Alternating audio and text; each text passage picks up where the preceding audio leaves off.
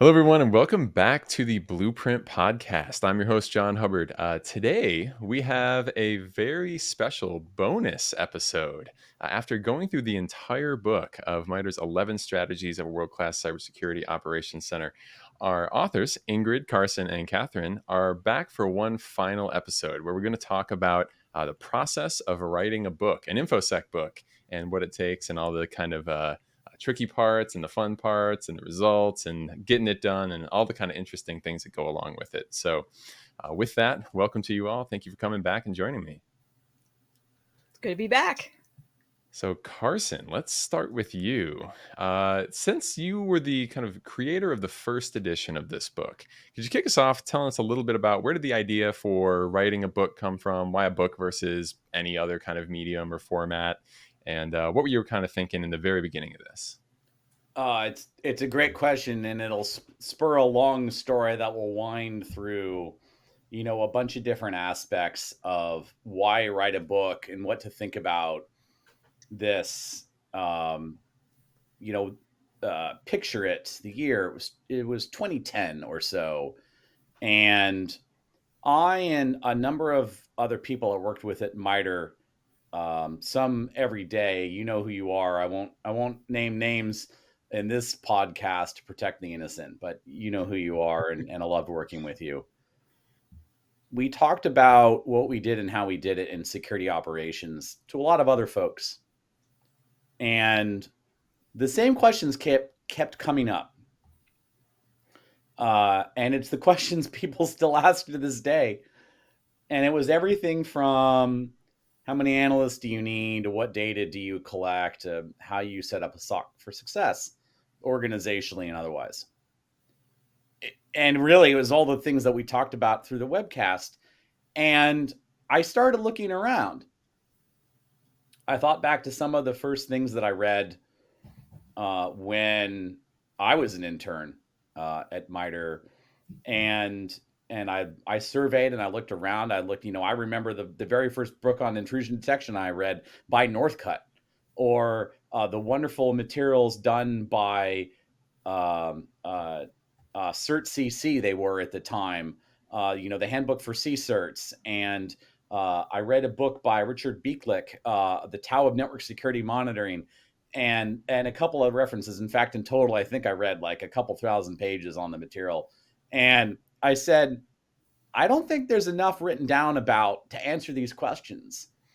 Some people have written some about it, and then there's some stuff out there that's just wrong, like just plain wrong. Some consultancy firms had published attempted to answer some of those questions, and I talked to a lot of the people I work with, and I'm like, no, this is not right. So originally, I was like, I should do a set of frequently asked questions about security operations. And I just started writing down, the things that came to mind about the different practices in this area. And you can think about it like how a solar system forms, right? It starts as this ball of dust and gas in the middle of space, and it has no form, and it's totally random. And that's how it started. And as I went on, because you start with a blank sheet, and this is actually one of the ways to approach how to write a book is, well, where do you get started? And I took probably the wrong approach, and that was write random thoughts down and see how they're related. And where I thought we were going to get was, we're just going to have this FAQ. We're going to call it the SOC FAQ, frequently asked questions, and it's going to be all about the questions, and we're just going to leave it at that. And as new questions come up, we're going to write down more answers, and life's going to be grand. And then, one of the folks I work with and a couple of folks I worked for were like, nah, this should be a book. And at this point, MITRE, again, a corporation that operates multiple FFRDCs working in the public interest, I had gotten funding to do this in my copious amounts of spare time, not working in the SOC. And some of them were like, you should do a book. And I'm like, yeah, I should do a book. That sounds great. And by the time we were done, and we'll go through, today, we'll go through what does it take to write a book start to finish. It had been 1,000 hours. It actually had been slightly less than that, but it was about 1,000 hours. And I later learned, I'm like, it takes about 1,000 hours to write a book.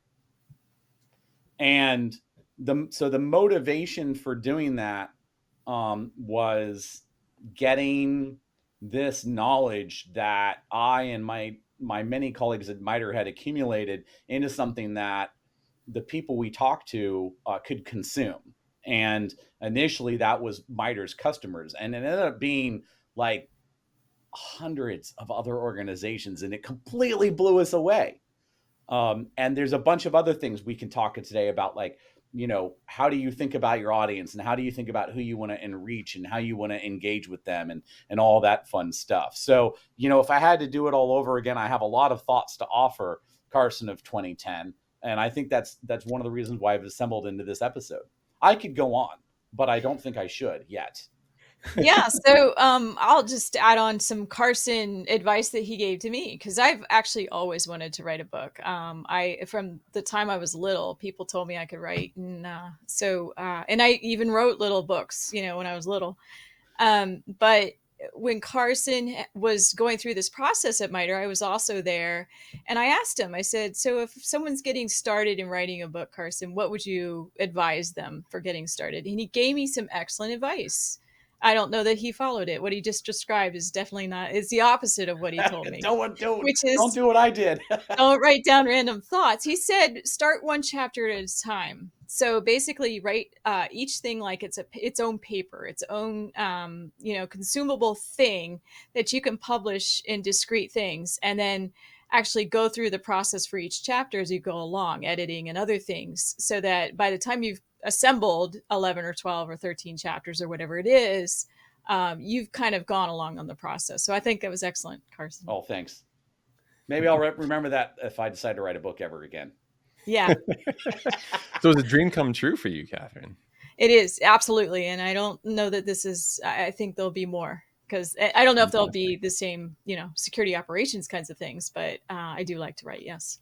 Fantastic.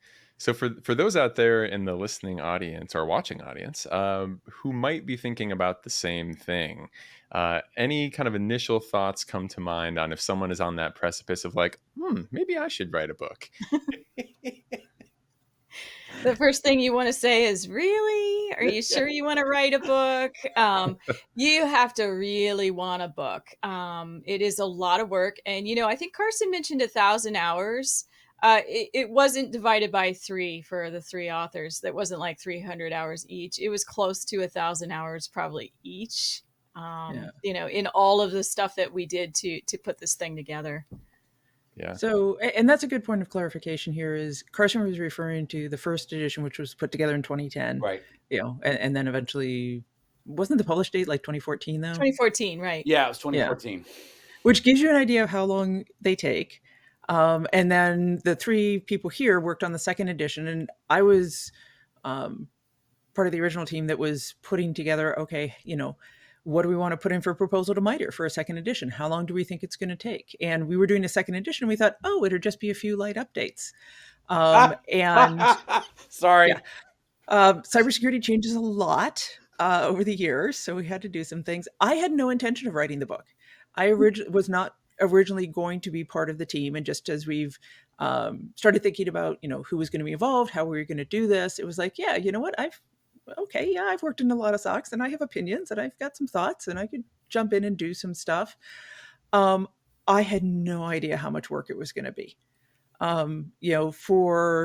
So we happened to be doing this during COVID as well. So there was just a lot of flux in our personal lives, in our work situations, in expectations of, do we have time? Do we not have time? Where are we going to go? But it took us nearly 3 years to go from the starting idea of, hey, we should do a second edition, to actually putting it out. And it was a lot of nights, a lot of weekends. I think all of us put dedications up front to our significant others in our lives, thanking them for the time, because it really is something you have to spend the time on. And as we discovered with 3 of us, there's the time it would take you to personally do it, and then there's the time it takes you to collaborate and to work with other people and to do the back and forth and to disagree and politely disagree and then not so politely disagree and then to go back to being friends.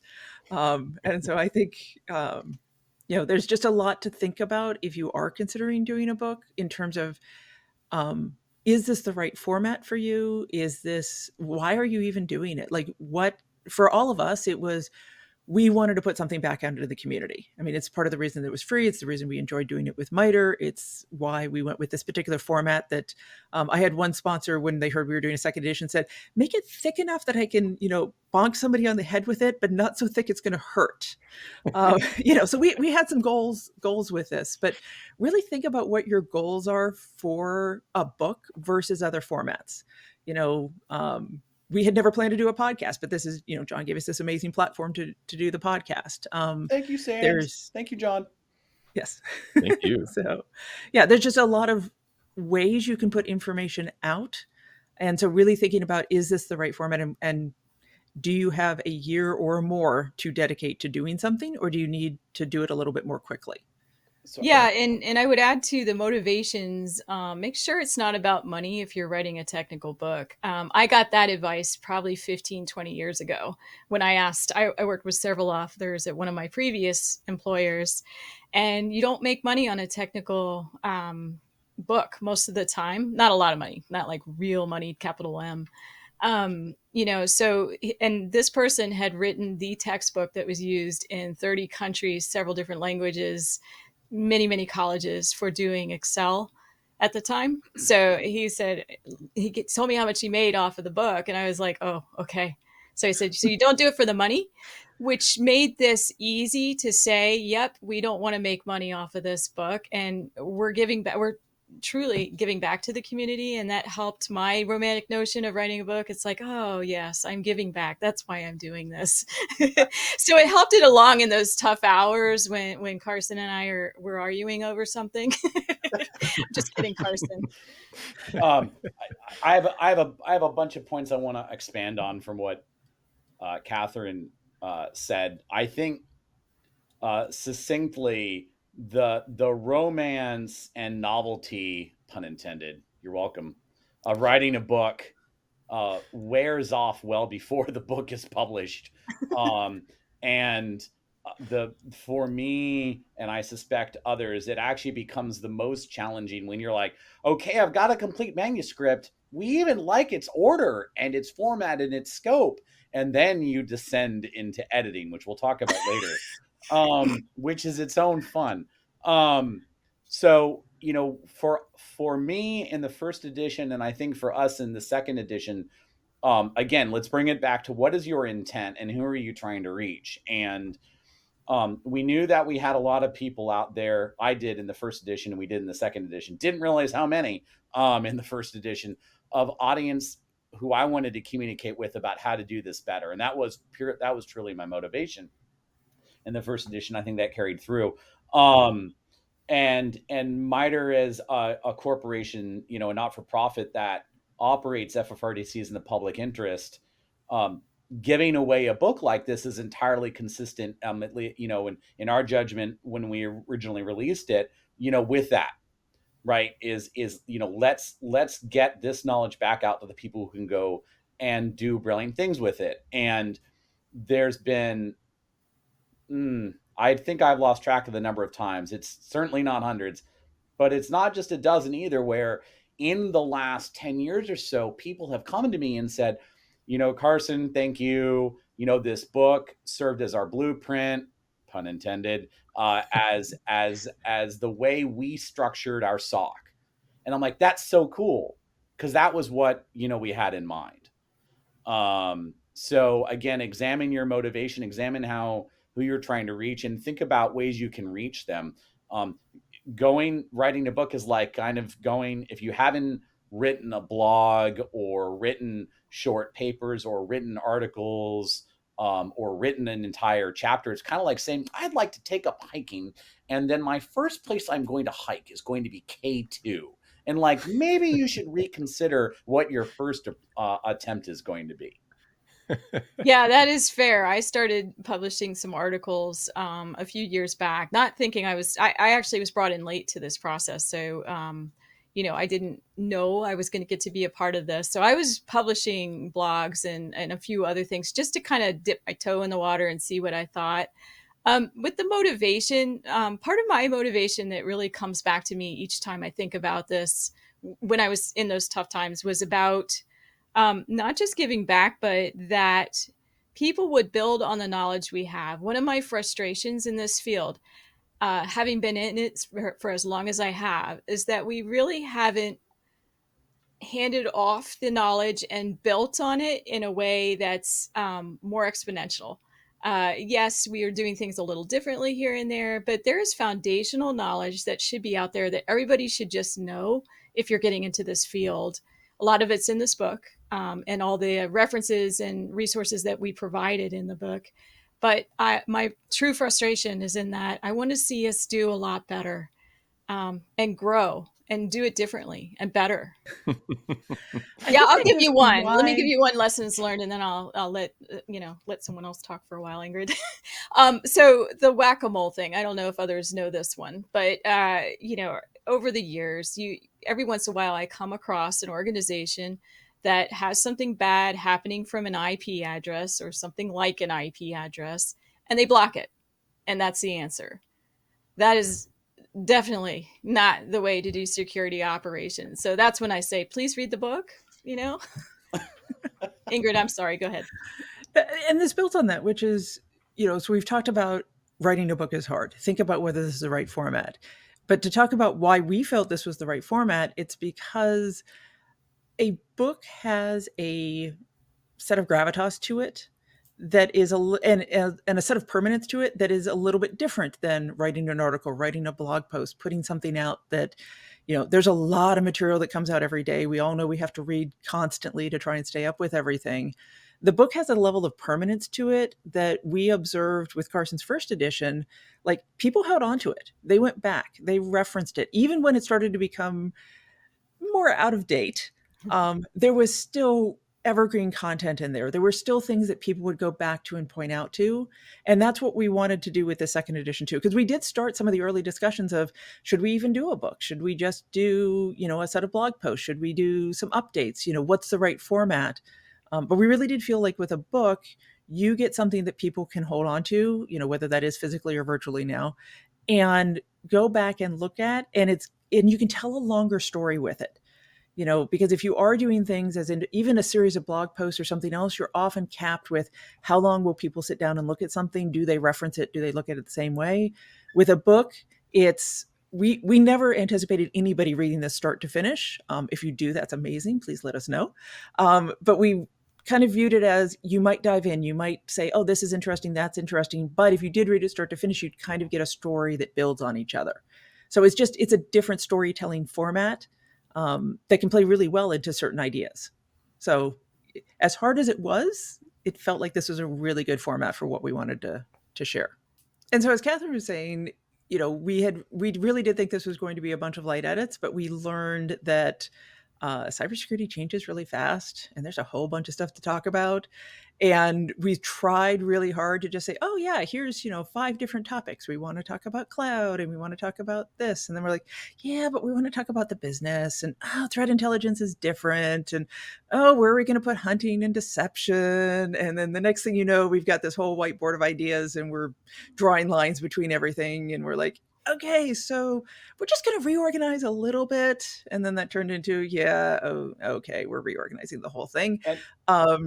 And then adding a chapter. So for anybody who's wondering, 10 editions did not become 11 because we added a chapter. It became 11 because we just had so many things that we threw everything up and tried again.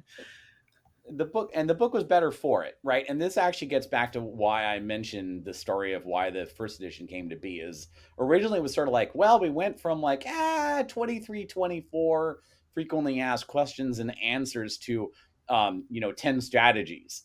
And to an extent, it was sort of like arbitrary. And this is one of the things that I would advise the audience to think about is like, when you write a book, you're taking some amorphous blob of information and you're linearizing it.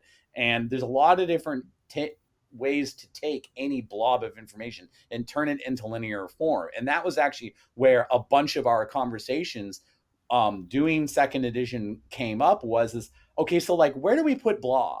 And what do we do about blah? And it was really fascinating. And one of my biggest pieces of advice to the audience is, if you're going to write a book, and like, honest to goodness, you've actually decided a book is the right vehicle. I hope it's not. Don't write a book. Just kidding.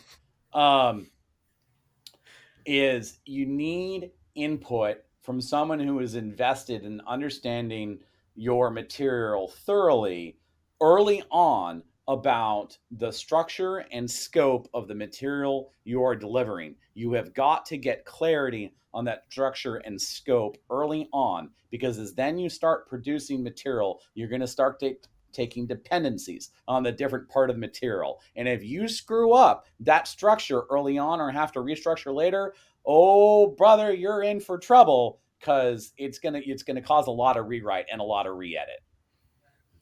So it sounds a little bit like you still had a little bit of the solar system method of like, throw it all on the board, figure out how to connect it, and then still kind of turn it into a coherent bundle of chapters, right? So absolutely. And the good part was we had so much of the original material that we're like, if you go to a comparison, there are parts of that material that we pretty much lifted, borrowed liberally from Carson's first edition, or stole. Some of it didn't need to change, and some of it our thinking changed, or the industry or the tech changed. Yep. Or were things that, Carson had even acknowledged he had either thought about and just didn't have time, or space to put into the first edition, or, were just new ideas that we were all coming up with. And that speaks to, having 3 people work on this felt like a really good number. Like, it was enough that we were bringing in new ideas and we had some different perspectives and we've had different experiences within SOCs, but it wasn't so many that we couldn't get to an agreement. And one of the things that we did was each strategy had somebody that was leading it, and then that person was responsible for first set of content, putting, ideas in, shepherding new ideas coming in from others, working it forward. And we bounced around, and sometimes we would hand off chapters and people would have different ownership for it. So it was still very collaborative. I've seen some books where authors will like, hey, this is my chapter. I did this. This is the thing I did. I mean, there's no question we were all in each other's business during all of this. But we did try and have somebody that owned a chapter, somebody that was responsible for carrying it forward, and put a little bit of structure in it that way, even as we were all trying to bring in these new creative ideas and figure out what was happening. And because of that, we did towards the end of the book find that there were things that were either duplicative or would be better served being in a different strategy. And so we did have to do a pass at the end where we were like lifting sections and moving them around a little bit to, again, get that streamline going. So something to think about is, do you want to have co-authors? If you do, make sure that you like them. You don't have to agree with them, but you do need to like them. Respect them, I think. Yeah. Respect is the key piece. Understanding, going into a book with co-authors, there's a bunch of things to think about. Among them, different people have different motivations for writing a book. And there's no question that the notoriety and prestige that one perceives that they will get from writing a book, assuming it's a good one, is a big piece of that. However, you should also, I would advise, think back to some of the project work you did when you were in high school and college, and be thoughtful that, you're writing something that is going to ultimately become, part of you and part of your personal brand and the brand of anyone or any company who attaches themselves to the book. So one of the things to think about there is like, don't just commit with people who you've never seen their writing style before, or heard them speak, or heard them talk articulately about this project. Like, understand the people you're going in with. And I make this comment, generally, because that's a big commitment.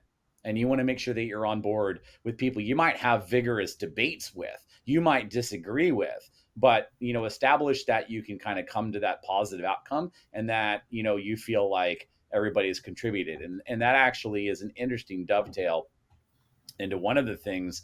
We chose through the process of getting the book out the door, not to put our names on specific chapters. I think part of that was we had our fingerprints all over everything, all of us. And our names are listed in alphabetical order on the front. Yeah. And that was deliberate. Kathryn, did you want to talk about that? Yeah. So, I mean, I think you just said it. It is alphabetical. I think every one of us touched every word in that book. So there really isn't a way to distinguish that someone provided more content than the others. I certainly didn't provide more content than the others. It is completely alphabetical. And that was the only way we could think to list, us on those. I think it was important to put the names on there. But we touched, I think, wouldn't you say we all touched every single word in that thing?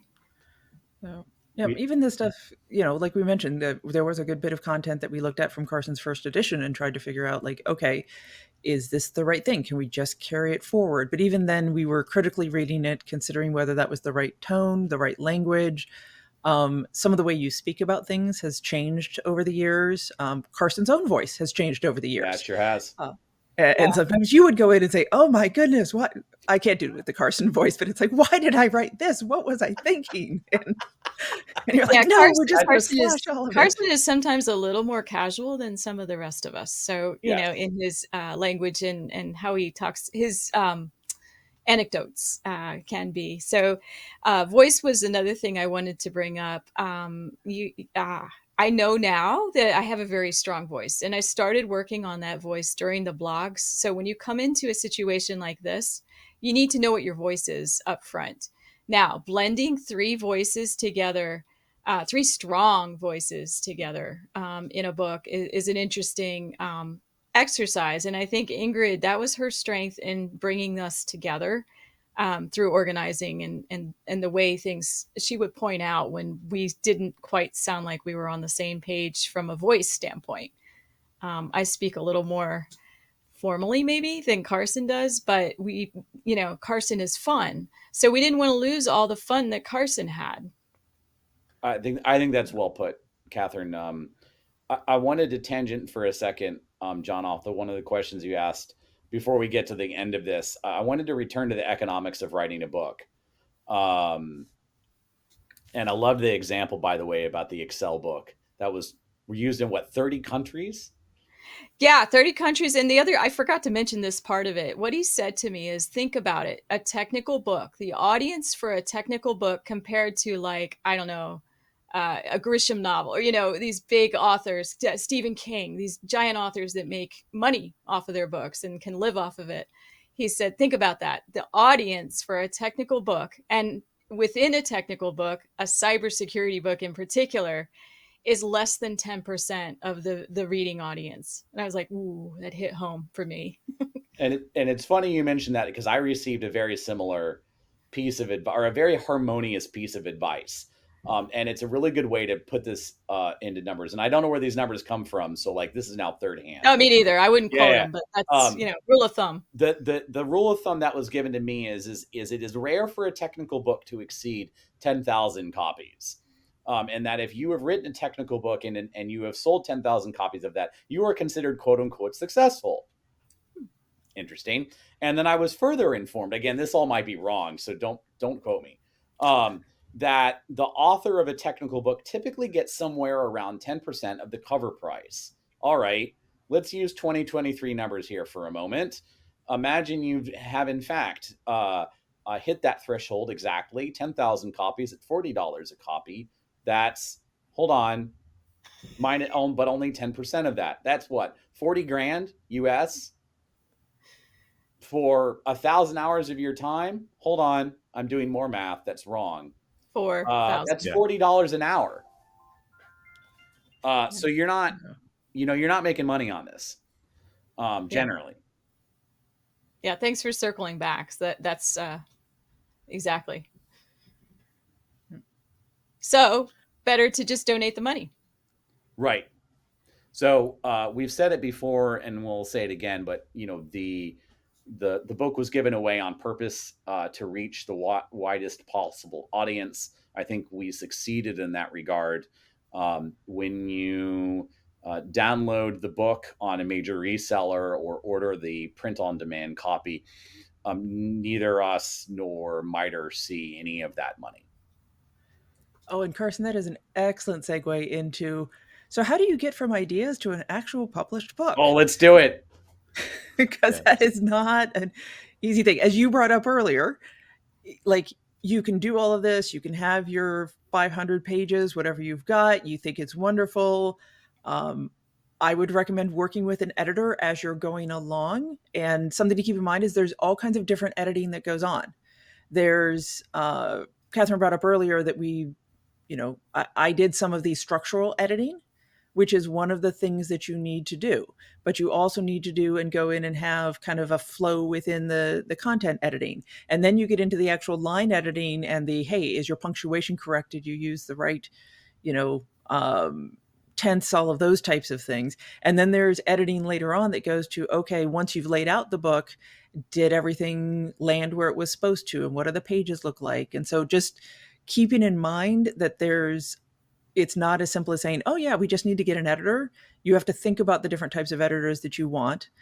Also keep in mind that because if you're doing a technical book, does not mean you need to have a technical editor who knows your field, but you need to work with them really closely to help them understand what is typical within your language. And we did that with one of our editors, where they had made some edits and we didn't have them edit everything. We had them start with something that was smaller. And then we had a conversation about why we chose the language that we did, or why something was capitalized the way it was, or something else, to help them understand the technical space, so that then they weren't going through and trying to make all of these edits that were not relevant to the kind of material that we were sending out. So that was the editing process was really interesting and educational. Like, I've worked with a lot of editors, but again, they've been on shorter products. And a lot of time my editors have been people who've known the technical space, they've worked with it before. And this time we were working with somebody who didn't have that same background. So just a lot of things you have to go through and make sure that you're kind of up to date.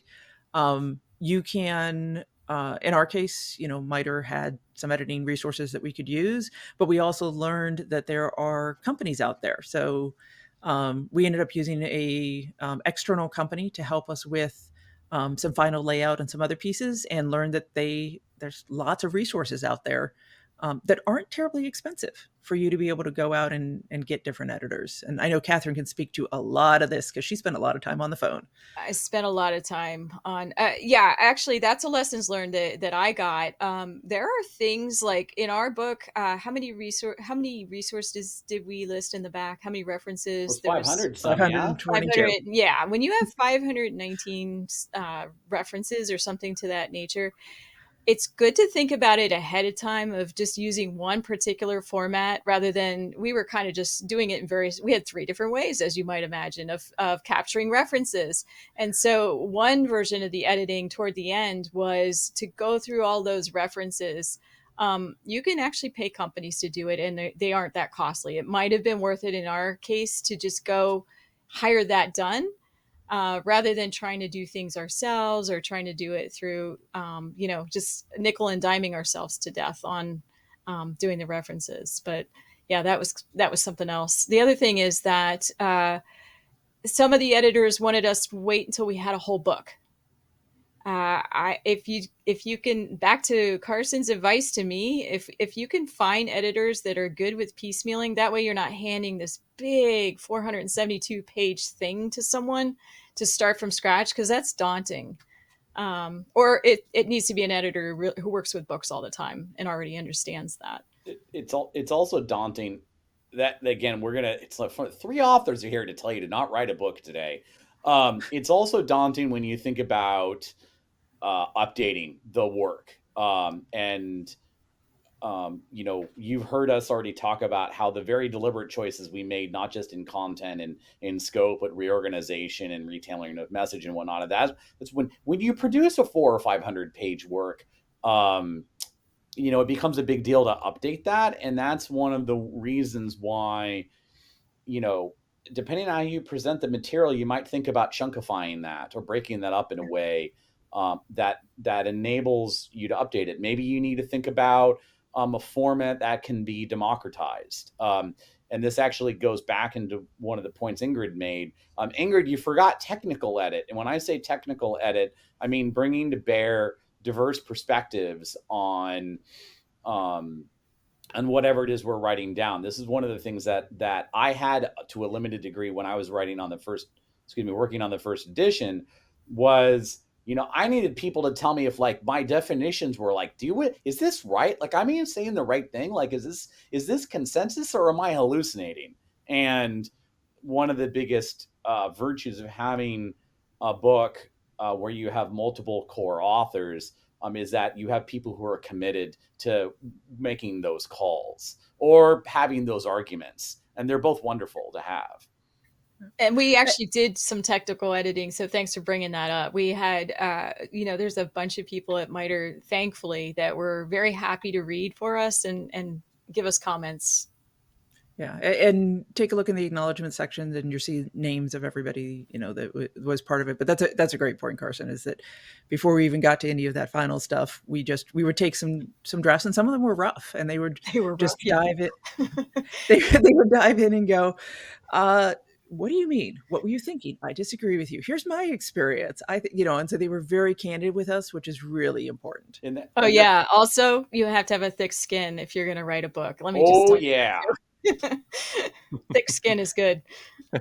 What kind of pushback have you got based on content or otherwise that makes you say, oh yeah?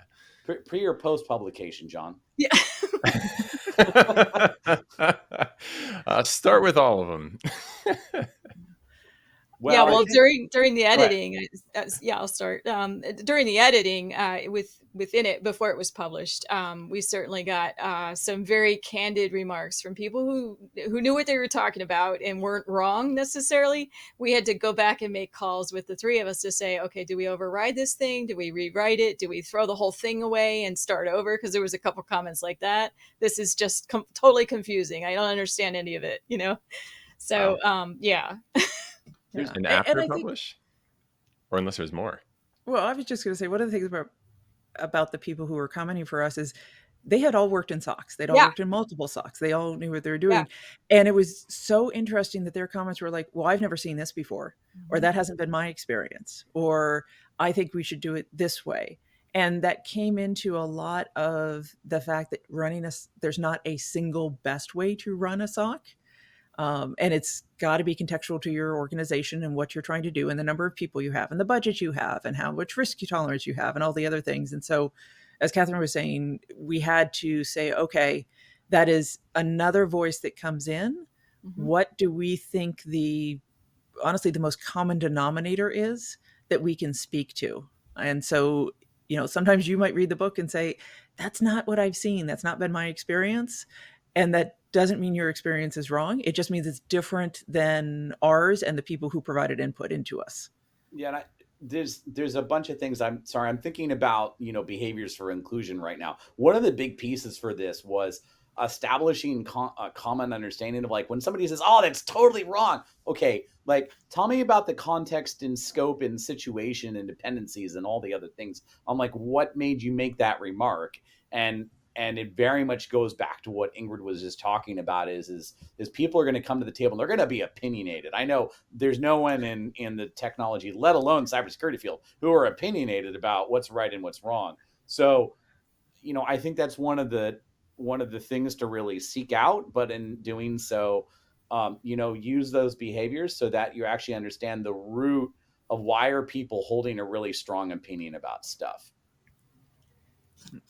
Yeah. So you had to kind of dig in and make the tough call on, is this a valid comment? Are we going to make a major change, a minor change, no change at all, and kind of live with, I hope it turns out in the right direction, and try to walk the line of like the majority experience, right? And I think that's anyone making any product is like, what's the niche that this is for? Like, we'd love it for apply to anyone, right? That's true of classes, that's true of TV shows, that's true of books and everything. But it's like, ultimately it is, there's one best person for that. And so maybe that's a question. It's like, Was there an organization size, an organization industry that you were thinking of in your head as like a target market for this?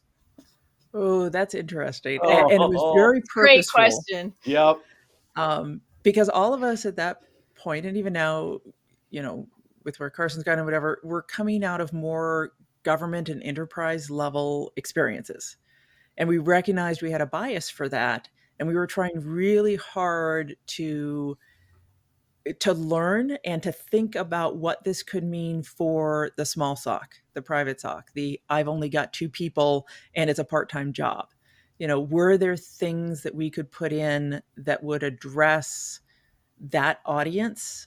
And certainly we were also the challenge and opportunity was we were trying to hit a lot of different levels. So we were also trying to think, okay, what if you're new to the field? What if this is a college book?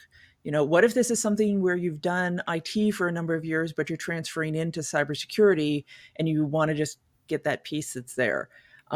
Especially because we did have a lot of government related sponsors that we've all worked with. You're thinking about people who are suddenly shoved into cyber and had needed a primer on how to even get started with operations and other things. So we purposely tried to keep this wide aperture, but we kept going back to, let's think about something that is more accessible. Let's think about somebody who's newer to this field and works in not a big organization, but is an organization big enough that they're going to have a formal SOC.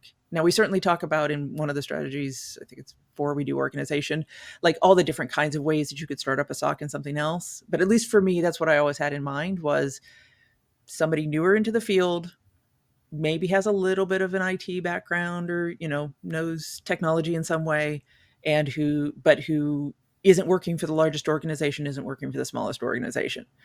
But that was kind of my mindset. Now, Kathryn, Carson, what did you all have in mind? I hold a similar opinion. There's no doubt that the experiences and focus, the verticals, the sizes, the constraints of, MITRE's sponsor base influenced our focus both in the first and second edition. And there you can see, as if you go into the book, you can see like the substantial investment we made in addressing different sizes and different industries and whatnot in a bunch of different sections. In the second edition, by contrast, one of the things, and I thought about this off and on for 10 years, it occurs to me every now and again. And then someone from some random part of the world or some random industry will be like, this was so helpful. We did all this cool stuff. And I'm like, I guess it applies. That's so cool. And I'm not here to pat anybody on the back, not myself included. I'm just saying there's a lot of things that seem to resonate and extend. However, we did go out of the way, especially I think it was, in chapter 3 talking about, well, how do you really need to think about this different when you're big and small? And I think, save us all, gosh, save us all. If we do a third edition, I think we're going to continue investing more in differentiating that story. So I had a different perspective. It's interesting because I now know this is why these conversations we had. I came from a smaller, more creative environment, more academic related, and I've worked in the big government SOC since, but where I came from was more academia, that kind of Carnegie Mellon, National Laboratory, that kind of culture. And so we were lean and mean and writing scripts and, trying to figure out how can we cover 60,000 things quickly. So I was usually, so what do we do if there's only 1 or 2 persons there? I would bring that up a lot, so what if you don't have 50 people or 100 people? Cause I don't know, I came from a place we didn't. So yeah, you'll see some of that throughout the book. We tried to cover the gamut. I don't love thinking about the large government stuff that I've done because I don't think that's the majority of the world. Right. Yeah. So it sounds like you all kind of, came together, coming out with a, coherent voice, as you had mentioned before, and, produced all this content. But going through all of it, one of the other things I definitely wanted to know is I know, having written, courses and stuff myself, there's that moment of like, at the start, woohoo, I'm gonna write something, right? And then it's going up the hill on the roller coaster, and then all of a sudden you're like, oh my god, what did I sign up for? What am I doing to myself? And it's that long crazy slog, right, through just thousands of hours, right, as you said. What were you, was there any particular strategies you employed to push your way through kind of the bottom of the hill, right, when it's the hardest? Did you set a pace for yourself? Like, how are you consistently hitting deadlines when there's so much material to make over such a long period of time? I'll start with how it went from first edition, because I think it evolved a little bit. So as I mentioned in the first edition, I just started dumping my brain onto paper, and clumps started forming. And, I got to the 20 to 24, I don't remember what it was, number of, questions we need to ask. And eventually I arrived on a structure. And for me at that point, it was like, okay. And I started jumping around, and I was like, oh, I'll work on this section today. No, I'll work on that section tomorrow. I'm like, I work on different, and it become random, and I'd never finish anything. And it was, don't do that. The way I made progress is by going linear through the book in order. So I remember what I said and what I didn't, and forcing myself, okay, I need to finish, this chapter by a given time, or, oh, I've got 4 hours today, we're going to knock out this section, and that kind of thing. It got spicy, towards the end, getting second edition out the door, as we kind of nailed down structure. But it's like, okay, ship's leaving the station. I'm going to let Ingrid and Kathryn talk about that experience. That was fun. I think one thing to keep in mind is this team, the three of us, really came together, what was it, November, December of 2019. Yeah. So as we all know, by March of 2020, the world was a very different place. And as I mentioned, we had just a lot of different things going on. And so we had schedule. I made lots of schedules. They love my schedules. We had schedules, and we broke them. We broke our promises to ourselves a lot of times. And then we tried to have grace for every person, and just acknowledging, like, okay, you didn't get to here today. What can we do to help? How do we get to the next thing? We tried a lot of different strategies. We tried, let's go work independently. Let's get on the phone and collaborate with three of us. Let's 2 people go off and read it, and the third one reviews. Like, for us, it was whatever works that particular week is the route we're going to take. And so I mentioned that we had, people would lead strategies, and that's what we were trying to do. But sometimes we'd pass them off. Sometimes we'd get into something and just go, I'm at a blockage on this one. I remember one time, Carson, when, I was like, I just can't do this. And you're like, okay, let me have it for a night. And he just wrote something that was like a bunch of words, that was just a Carson idea. I'm like, okay, that got me over it. And then I was able to go back in on that strategy and like actually put a bunch of stuff together. And I know Carson, Kathryn, you all sometimes would just get on the phone night after night and just go, I think this was the IRR chapter. You're just like, okay, we need to talk again. We need to talk some more. We need to do whatever. So to your point, John, like, there wasn't a single strategy. The strategy was, don't ever just completely stop. And even when we were having the hardest times, it was like, let's just check in with each other. Let's just talk about it a little bit. Let's just see where we're at. And let's give a little credit here to Ingrid. So we did actually chunk out the chapters, and we actually did set up deadlines to here's when we'll have the draft. Here's when we'll have an early draft. Here's when we'll have an outline. There were, little mini steps along the way to keep us moving a little bit. Part of what threw us off a little bit is what we were trying to do is write and review at the same time, because our goal, we all wanted to review each other's work, right? So we'd be writing something and also scheduled to review. So I'd be writing, chapter X and reviewing chapter Y this week. That doesn't work so well, because it's like, oh, wait a minute, I can't do both of these at the same time. To Carson's point, here's the lessons learned. It would be great if you know the order of the book going in. And you stick with that order of the book, because when you write sequentially like that, that's where editing becomes a very, very large job. If you move complete chapters around, like moving the last chapter, the beginning chapter, because then you don't remember what you've already said, and you have to go back and say, I'm introducing this concept. And then later on, you can refer back to it. When it's a 472 page book, it gets hard when you're, having to rewrite, where your references are. Yes, I might have recommended that we move a strategy around at the end. Yeah, I totally No understand that. names, no names. Well, it turned out better. And so that actually, this brings up, I think one of the biggest struggles that we had, oh goodness, almost at every stage of writing this, but definitely at the end.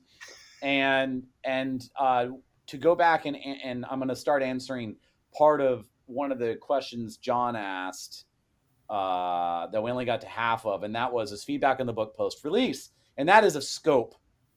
Scope is always going to be a challenge. Scope of individual sections of the book, and then scope of the whole entire work. And that was one of the questions. Like, we made very deliberate choices early on about certain things. We were like, I'm going to pick a random example. Memory forensics. We are not writing a book on memory forensics. You want to learn about memory forensics? We're going to give you some really awesome references on that. And we stuck to our guns. And then there are other areas we're like, oh wait, I can talk about this, and then there's this, and like, oh, and this and this and that. And so one of the feedbacks that I've received both on first and second edition was, oh, you didn't talk about blank. And in fact, I'll share with one random piece of feedback I got recently that's had my mind going, and that was, we didn't talk as much about the shared sense of community and operations inside the SOC. And I'm like, that's interesting feedback. Even if we did talk about that, did we talk about it enough? And I'm sure we'll go, Ingrid and Kathryn and I will go have a conversation about like, how do we feel about that? There's always risk about scope in terms of both when you finish and what do you initially set out to do and how do you structure it? Speech over. Yeah, a lot of other post feedback we've gotten are, well, this wasn't worded the way I know it. This is not correct. This is 10 instead of 11. This is 4. We had a few of those kinds of things. Some of them very valid, and we appreciate it. We're still deciding if we're going to go back and fix some of there are some like legitimate things in there that we could go back and fix should we choose, but you have to re-up it with the publication and all of that. So yeah, I'll give you a random example. There are of something that is not editorial but like substantive in nature. There are people in the world, I've spoken with them, some of them very recently, who have very strongly held positions about the difference between a CSIRT and a SOC. And in this book, as in the first edition, we chose to conflate them. And that makes some of the readership very upset. If you're listening to this, I'm sorry, I think. We apologize. There's this diversity of perspectives, and ultimately you have to make a decision. In this case, it was one of the most fundamental things of the book. What is a SOC, and is it the same thing as a CSIRT? Because some people have very strong feelings about that, as I stated. So that is something, that's something we've gotten feedback on about, like, oh, the way you define this is totally wrong, or why didn't you use blank? There's always going to be people who have things to say about that. And I think my counter to some of this is, hey, look, heard and understood. Ultimately the point of the book was to get knowledge out there, and we just had to kind of pick some definitions and some structure that we felt served as a vehicle to tell the story of how to do security operations, incident response, or whatever it is we're calling it tomorrow well. And that's an interesting point, that there's been different kinds of feedback. Some of it is fundamentally they don't agree with the things that we put in there, and that's a really interesting discussion. I'd love to have those. And some of it is yeah, we should have caught that, or we could have read that differently, or there are some small ones.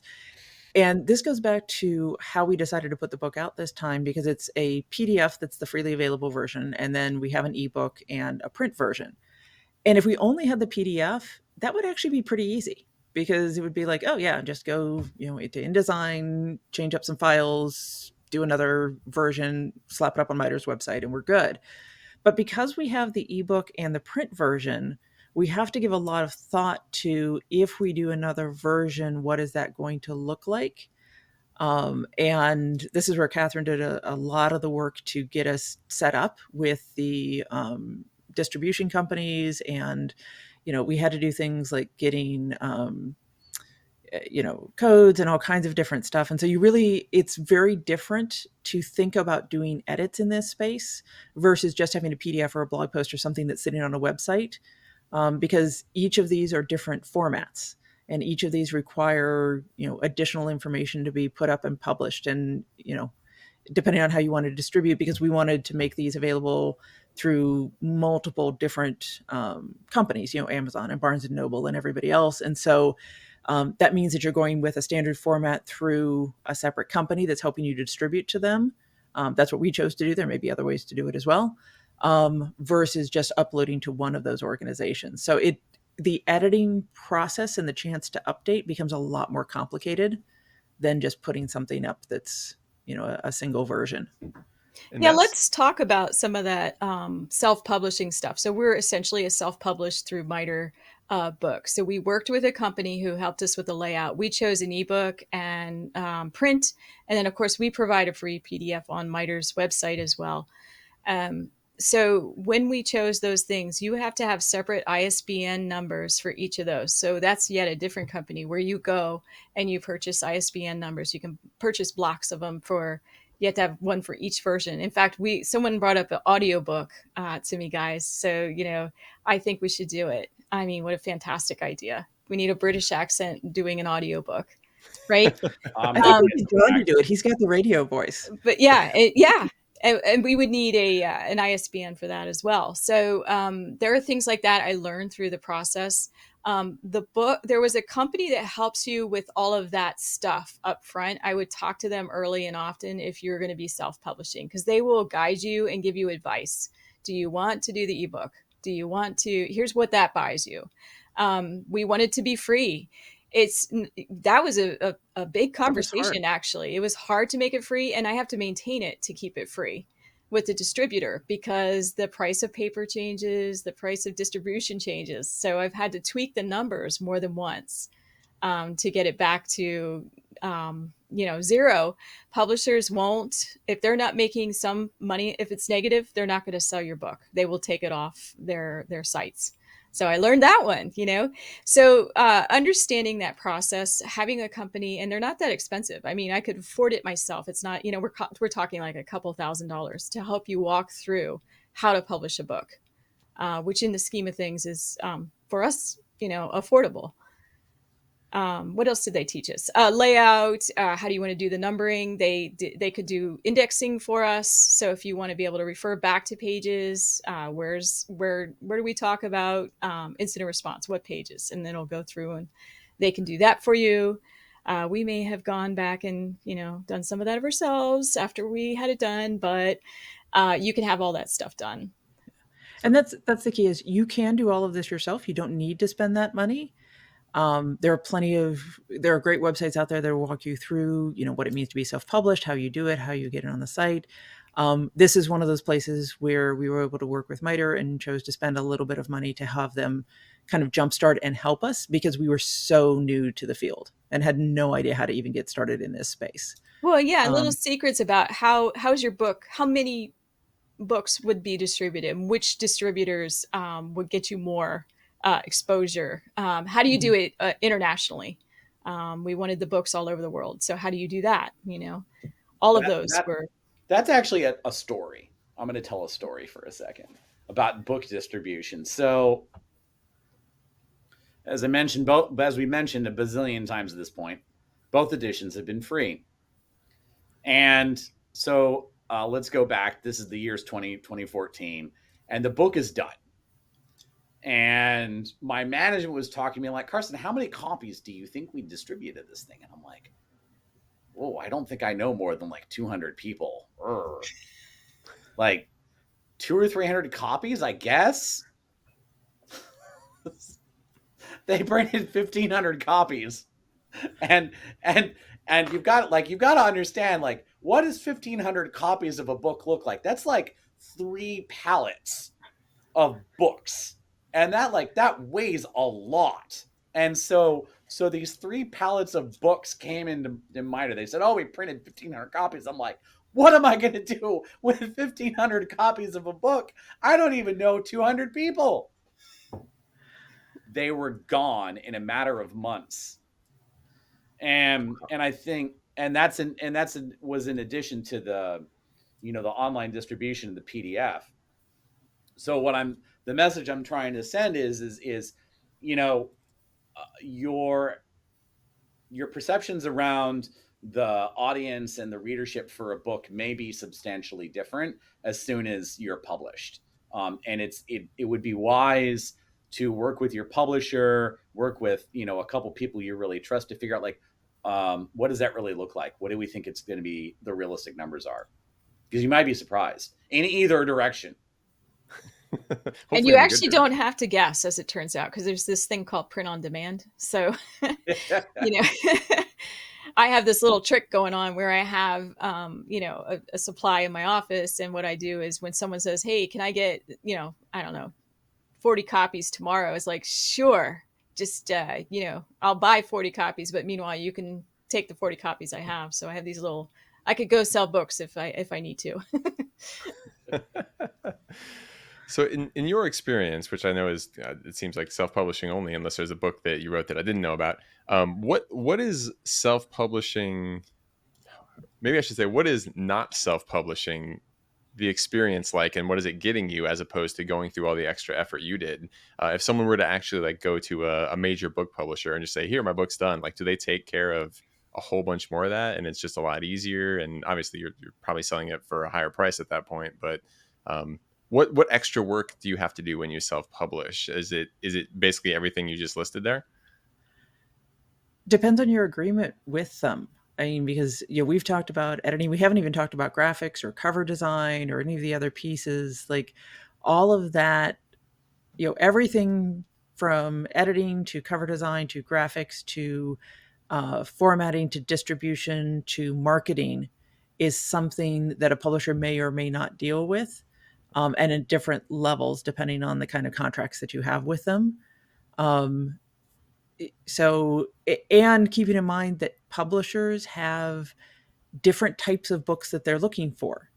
So it's not like you can just waltz up to, one of the publishers out there and say, "Oh, look, I wrote a book, can you just publish this for me?" I mean, tech books is a competitive marketplace. They only publish so many a year. It's just the same as trying to get any other type of book published. You have to get somebody interested. They have to think it's relevant to their audience. When you go with a company, they have to think they're going to make a profit on it. We talked about the fact that authors don't make a profit from books, or you make a very small one. But these companies, like, they're a company, they're going to want to make a profit. And so this goes back to, what do you want to get out of what you're doing? And the self-publishing allows you to put things out that maybe are a little bit different than what a company might be looking for. So I would absolutely do it again if I was doing it, keeping in mind that if you want to have an impact and you want people to know it, you have to think about your marketing for all of this. Like, doing this with MITRE meant we had MITRE behind us. And so, they have blogs, they have a website, they have, Twitter feeds, they have LinkedIn feeds, they have all of these other things where they were able to share this with the world. And that helped us to get more of an audience. But if you are doing this on your own, you're going to have to think about how to get people to even know that you've put a book out there. Yeah, that's good. I was going to say there's a couple things to drill in on that. One of them is, I'd like to emphasize the point around creative control. And I would urge, prospective authors to think about that at several layers. One of them is the scope and intent of the book in its totality, and all the way down to what individual diagrams look like, what does the cover look like, the font, every aspect. It's a creative work. And by introducing the book in a context where it's going to be sold or gone through a channel that is not self-publishing, the author is more likely to give up some of that creative control. And my advice is be clear on what your residual control will be before you invest the time in writing that. Specifically, if there is an intellectual property agreement or contract that comes into force, before you start committing stuff to paper. And by the way, I'm not a lawyer. This is not legal advice. Please contact an attorney who's barred in your region. Is this something that includes like even the content of the photos and everything else? Like, I guess we haven't really touched on that. Is like, where did the graphic design come from? Oh, that's a fun story. All right. I got another story. All right. Let's go back to first edition for a second.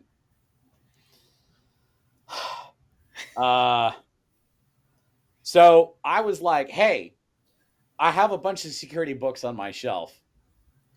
And here's all the things that are on the front of them: castles, ninjas, kanji characters, swords, shields, anything references to kinetic warfare, locks, keys, chains. I'm like, I don't want any of that on the book.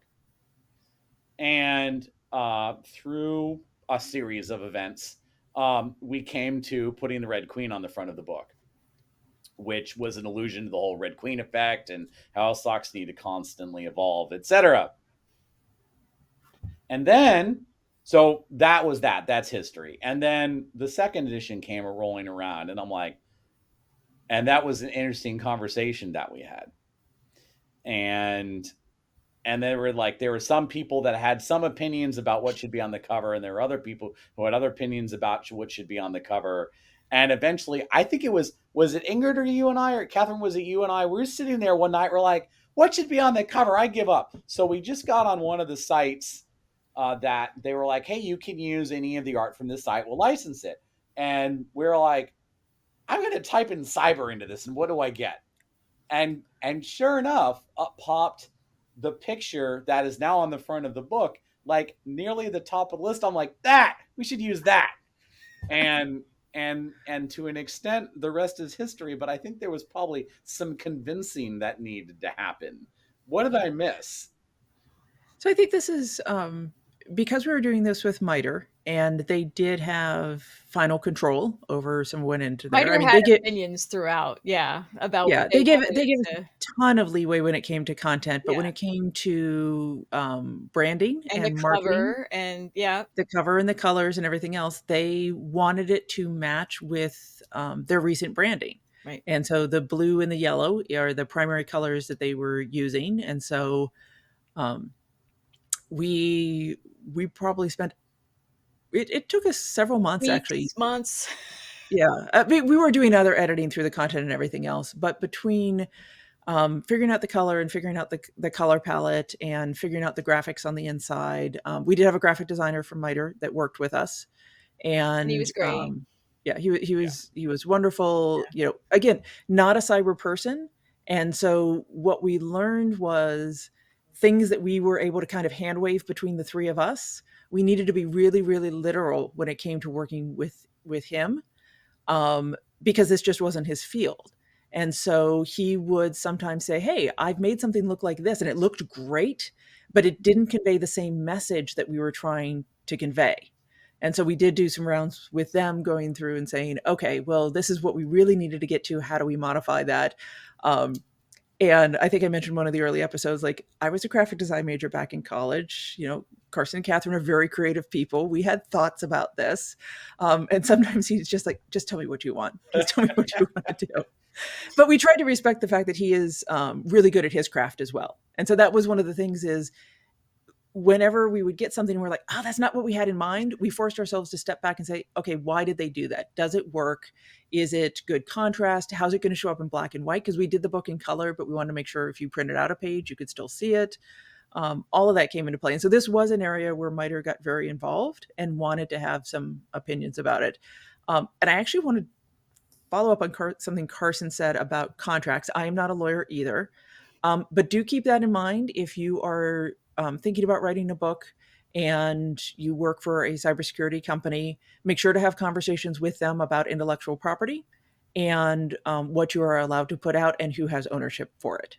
And so that was something that even as MITRE employees, we were having conversations with them, about what that would mean for both when we're at MITRE and when we leave MITRE. But anyway, so I think it was interesting that we had a lot of involvement in the beginning because we wanted to get buy-in from leadership in terms of, we want you to do this and please go forward. And then we were given a ton of autonomy in the middle to try and figure out how we were going to make this happen. And then a lot of emphasis at the end when they were like, okay, this is a product that is coming from our company with our name on it. So we need to make sure that it actually fits their standards. And I should just slip in there's a 508 compliance thing that needs to happen with materials. And that makes it so those with some disabilities are able to also consume the book. So we went through some of that as well.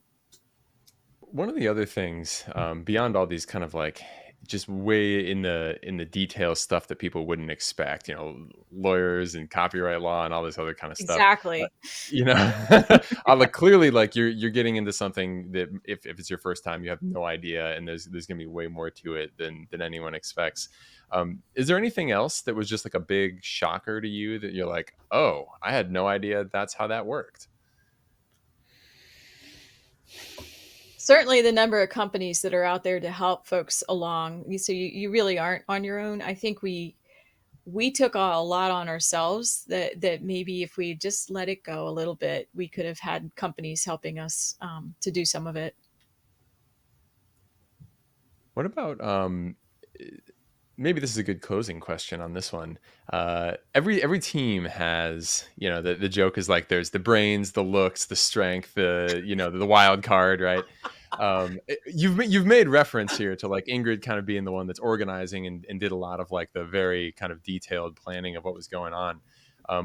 What do you think were the strengths that held your particular team together? And then if someone wants to write a book and co-author it, what are the ones they should be looking for in general in any team? Well, I think the easy answer is look for those things that complement you that you don't have, right?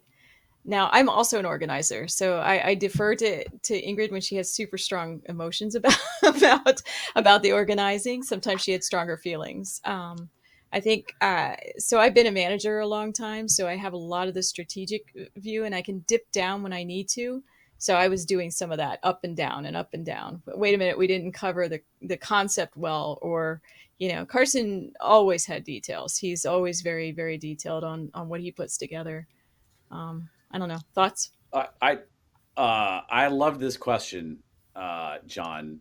I'm also an organizer. So when we were the most organized book in history, one of us would have an idea and the other person would be like, really? Or that's not the way I was thinking about that. Ingrid's got feelings already. I think we arrived in a good place. Yeah, agree. And one of the ways, I'm going to use an analogy for a second. One of the ways that one could argue a car customization or resto mod has been done very effectively is that it looks stock, meaning that once the car has been changed substantially, it looks like it was deliberate and consistent and had consistent look and consistent finish. And one of the ways that we knew, at least that I knew, I don't want to speak for the both of you. One of the ways that I knew that, for example, Ingrid would have done a really excellent reorg on something where I'm like, really? Was once it was done, I'm like, well, that's how it was always done. No, she completely changed it and it was better as a result. I'm gonna pause because I have more things to say, but I want to give Ingrid the opportunity to react. I think if I had to think about the one reason it worked for us is we can all be detail oriented. We can all be creative. We can all be strategic. We all have kind of like different amounts in all of that, but we've all got those different pieces. But most importantly, we were all able to check our egos. Yeah. Really step back and say, oh, you know what? Yeah, I wrote something, but what you wrote is so much better. Mm-hmm. Or, oh, I liked this, but this is going to work. Or this is a place I don't have a strong opinion. So yeah, go ahead and put down what you wanted to put down. And we were really constantly thinking about what's best for the audience, what's best for the book, how do we move it forward? Yeah. And to me, that was the most important part about this team, is that, we were always able to come to an agreement. It wasn't always that everybody agreed, but we always were able to get to it. It was never a vote. It was never like, well, two of us said this, so that's what's going to happen. It was really, okay, maybe we had a couple. There was maybe one or two. I'll pile on to what Ingrid is saying. I would venture to say, we haven't talked about it. This is unscripted, by the way. I don't know if you noticed. I would venture to say by the end of the book, we all learned something about security operations. And I think all of us came to a different perspective on some aspect of security operations than we did at the beginning of the book. I know I did. Mm-hmm. There was stuff at the end. I'm like we would go through our conversations. I'm like, I didn't really think of it that way. Or like, I said that? No, that was wrong. Yeah. Now that we mentioned this, and I'm thinking back to those days, I think each one of us had places in the book we didn't want to compromise on, and we gave that to each other. So I think each one of us has really, this particular thing I feel super strongly about. Yeah. And we were willing to back down on other things. So there was this sense of collaboration, I think, that came together. And the longer we worked together, I think the better it got. Right on. So choosing your battles, having a checked ego, kind of working together, and just general teamwork capability, it sounds like was the dream team mix, right? Well, yeah, but you also had to feel like there's areas in that book which is I really said this. I would not back down from something, and I think each one of us has things of that like that in the book. Right, certainly, and keeping your principles and your own kind of authentic voice in there, especially when it's a specialty of yours or anything like that. Yeah. I want to offer another twist on what you were mentioning, John. I think one of the critical things, one of my many pieces of advice for prospective authors is, if you're approaching a book like a technical book like this, and you have a story to tell about a complex and nebulous topic, it's really important to bring in people who you haven't just worked with like right now. Don't just write a book for example, don't write a book about security operations or an aspect of security operations where all of the co-authors have worked in the same SOC for 5 years. You don't have a diversity of experience in that situation, or not perhaps an optimal diversity of experience. You've got to bring different perspectives in different ways. Somebody have, mastered their art, together, because they're going to have different perspectives, and you're going to tell a better story as a result. Yeah. I remember reading something very similar. I think it was in the book, The Psychology of Intelligence Analysis, which I'm sure some of you are familiar with. Yeah. One of the phrases that sticks out to me from the brainstorming area was like, quantity leads to quality, right? Quantity of experiences is going to lead to having a boat of stuff that you can choose from, of which you'll be able to pick the best things, right? And it sounds like that was probably one of the factors that led to your success as well. So that's awesome. Anything else that we didn't cover that's worth passing on to all of the readers that are now super hyped to write their own book? 100%. I think it's probably worth spending a few words on like what happens after you're done. Yeah, definitely. Actually, I was going to ask about that. Yeah. What happens after the button has been pushed and it's released in the world, other than, maintaining prices and such like that you've already mentioned, but which was May 5th, 2022. I remember the date, the button got pushed. Right on. Nice. Well, there's a couple things. I think that, again, the book is a vehicle. The book is a tool to achieve an outcome, and that outcome usually has something to do with spreading information. So, people who are listening to this, recognize a webcast as another way to carry a message. Many of you listening or watching this have seen or heard Ingrid, Kathryn, and I, speak about this book at a number of different venues, including SANS. So one of the things, particularly in technical books like this, is, do you want to also have a presentation or a training class or what have you that goes along the work? So how do you complement that? You might work with a company.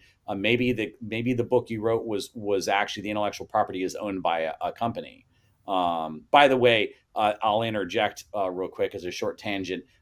The book is technically MITRE's, folks. MITRE owns the intellectual property. It's been licensed, back to Ingrid and I. And we have to say that every time we talk about it. It's part of the agreement is that intellectual property is owned by MITRE and as produced under U.S. government funding. Thank you, MITRE. Thank you, taxpayers. So one of the things you want to think about before you hit that button is what's your marketing plan if you have one? What is your message to get that message out there? How do you continue that momentum forward? There's a big piece of that, and there's an also big piece I'll pause on after a few minutes, and that is talking about how does that become part of your own brand, and how do you own that message years later? Yeah, for And sure. that's an interesting point. We're talking about this from an aftermarket perspective, but we also did some thinking before pressing the button. One of the things that was brought up to us is, did we want to give early reader copies to people? Did we want to try and get quotes from others in the industry to use on the back cover? Did you want to, even thinking about when MITRE was doing the release, they were backtracking and saying, okay, what events are out there? Where are we going to actually announce this? How does it fit within everything else